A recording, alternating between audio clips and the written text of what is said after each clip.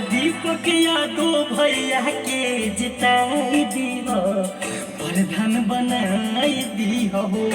इनके बोमरिया से तो विजयी बनाई दिहो, भैया के जिताई दिहो।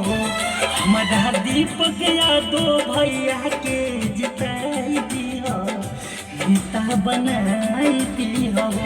इनके कमरिया से तो विजयी बनाई दिहो, नेता बनाई दिहो। हमारा दीपक यादव भैया के जिताई दिहो, प्रधान बनाई दिहो।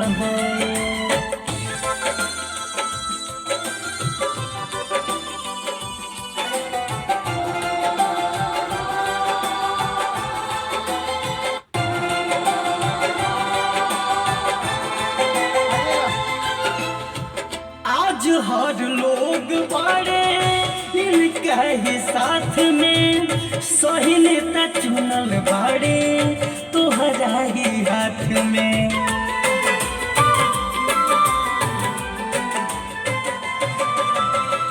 अब बोले तो ऊंचा कैले आजमगढ़ के नाम हो, क्षेत्र खातिर कोइल चाहो तार कुछ काम हो।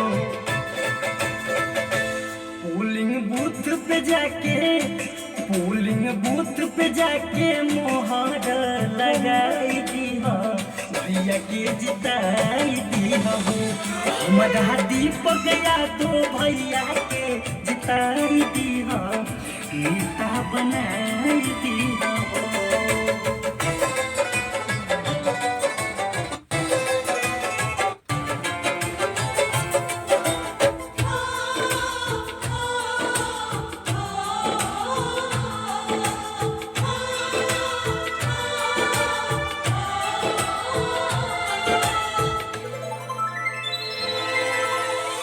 अब की बारी था चले के बा कितना पानी में, भैया के चर्चा होई अब की पारधनी में।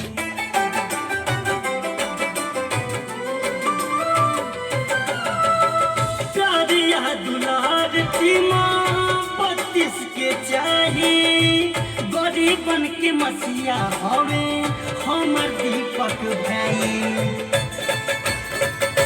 बतिया पांडे अमित के तू खूटे गठिया विजयी बनाई दिहो।